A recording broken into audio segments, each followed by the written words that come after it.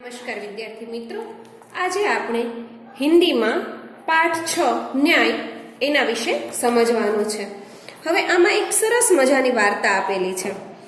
ખૂબ વખત પહેલાની વાત છે કે જ્યારે ઈરાકની રાજધાની બગદાદ હતી ત્યારે એક અલી ખ્વાજા નામના વ્યક્તિ છે એ પહેલાં તો સરસ રીતે મહેનત કરી અને પૈસા કમાય છે અને પછી એ મક્કા મદીના છે એ હજ કરવા માટે જાય છે. ત્યારે એમાંથી 500 સોના મોહર છે એ લઈ જાય છે અને 500 સોના મોહર છે એ એના મિત્રને ત્યાં મૂકીને જાય છે. પણ બને છે એવું કે આ મિત્ર છે એ 500 સોના મોહર છે એ લઈ લે છે અને પછી જ્યારે અલી ખ્વાજા એ પાછા માગે છે ત્યારે એને આપતો નથી.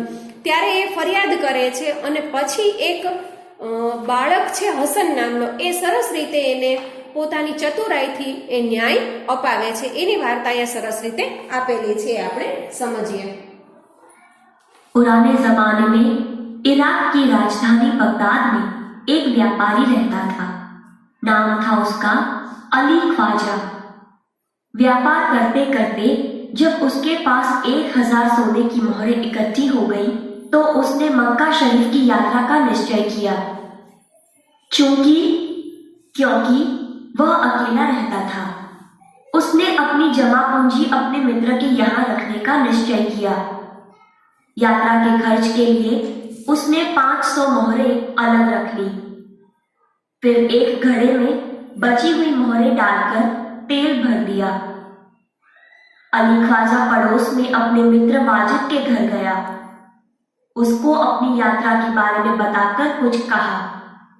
यह तेल का घड़ा मैं आपके घर रखकर जाना चाहता हूँ. मक्का से लौटकर ले लूंगा. वाजिद ने अपने तहखाने की चाबी उसे देते हुए कहा.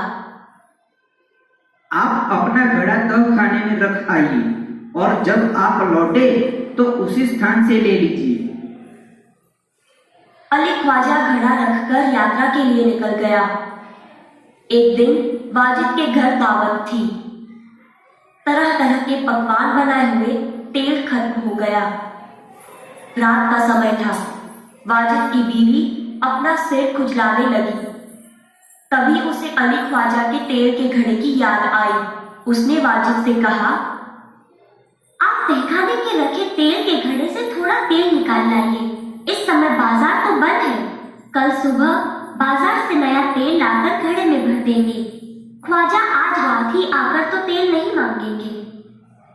बीवी की बात सुनकर वाजिद तहखाने में गया.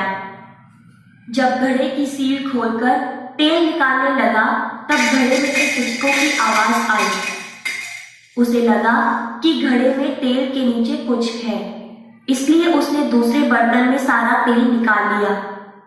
उसने देखा कि घड़े में तो 500 सोने की मोहरें थी. उसने उन मोहरों को अपनी तिजोरी में छिपाकर रख दिया और तेल लाकर बीवी को दे दिया. अगले दिन उसने बाजार से नया तेल लेकर घड़े में भर दिया. उसे वैसे ही सीलबंद कर दिया जैसे कि ख्वाजा अली ने किया था. कुछ दिनों के बाद ख्वाजा मक्का की यात्रा से वापस आया. घर में अपना सामान रखकर वह सीधा वाजिद के घर गया और अपनी यात्रा की सारी बातें बताई. फिर तेल का घड़ा लेकर वह घर आ गया. जब उसने घड़े का तेल निकाल कर देखा तो उसके पैरों तले जमीन ही खिसक गई. वह सिर पकड़कर बैठ गया क्योंकि उसमें एक भी सोने की मोहर नहीं थी. वह सोचने लगा, अब क्या किया जाए. वह उल्टे पांव वाजिद के घर गया और अपनी मोहरें मांगने लगा. तेल का घड़ा आपको उसी स्थान से मिला जहां आप रख कर गए थे. मैंने तो उसे हाथ भी नहीं लगाया. मैं कैसे मान लूं कि उसमें सोने की मोहरें थी. दोनों मित्रों में कहासुनी होने लगी. दोनों का झगड़ा सुनकर आसपास के लोग इकट्ठे हो गए. उन्होंने जब झगड़े को बढ़ते हुए देखा तो ख्वाजा से कहा कि आप काजी की अदालत में जाइए, वह ही आपके झगड़े को मिटा सकता है. ख्वाजा ने काजी की अदालत में अपनी बात रखी, परंतु पक्के सबूतों के अभाव में उसे वहां से निराश लौटना पड़ा.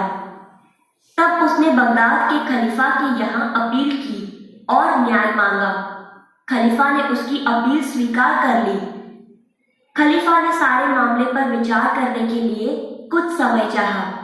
1 सप्ताह बाद का समय सुनवाई के लिए दिया गया। ख्वाजा और वाजिद का किस्सा अब प्रख्यात हो गया था। खलीफा एक दिन अपना वेश बदलकर शहर में घूम रहे थे। तभी उन्होंने कुछ लड़कों को न्यायालय का खेल खेलते हुए देखा। वह छिपकर उनका खेल देखने लगे। उन्हें लगा कि जो लड़का न्यायाधीश बना है बड़ा समझदार है। वह जिस तरह न्याय कर रहा है बिल्कुल ठीक है। इसलिए उन्होंने उस लड़के को अपने पास बुलाया और उसका नाम पूछा। खलीफा ने कहा, मेरा नाम हसन है। मैंने तुम्हारा खेल देखा, तुम बहुत समझदार हो। कल हमारे दरबार में आना। अगले दिन खलीफा के दरबार में अली ख्वाजा, वाजिद और हसन उपस्थित हुए। हसन, तुम इन दोनों के झगड़े का किस्सा सुनो और बताओ कि इनमें से कौन सच बोल रहा है। हसन ने दोनों की बातें ध्यान से सुनी। फिर उसने 2 तेलियों को बुलवाया। थोड़ी देर में 2 तेली आ गए। आप इस घड़े के तेल की जांच कीजिए और बताइए इस घड़े में तेल कितना पुराना है। दोनों तेलियों ने बारी बारी से तेल को देखा, सूंघा और चखा, फिर अपना निर्णय दिया। घड़े का तेल 2 महीने पुराना लगता है, इससे ज्यादा नहीं। तेलियों की बात सुनकर वाजिद तो घबरा गया। अली ख्वाजा खुश हो गया। हुजूर, मैं तो 6 महीने पहले मक्का की यात्रा करने गया था, तभी मैंने तेल खरीदा था। तेलियों और अली ख्वाजा की बात सुनकर सबको वास्तविकता का ज्ञान हो गया। खलीफा को न्याय के लिए सबूत मिल गया था। खलीफा ने हसन को धन्यवाद दिया और वाजिद से कहा, आपने अली ख्वाजा के घड़े से तेल और मोहरें निकाली है। आप उन्हें वापस कीजिए और चोरी और विश्वासघात के अपराध की सजा भुगतिए। खलीफा ने हसन को बहुत सारा पुरस्कार दिया। खलीफा के दरबार में उपस्थित सभी लोगों ने हसन की सूझबूझ और न्याय की भूरी भूरी प्रशंसा की। તો આ વાર્તાને આધારે આપણે એવું શીખીએ કે ક્યારેય ચોરી કરવી નહીં, ક્યારેય કોઈ ખરાબ કે ખોટું કામ કરવું નહીં.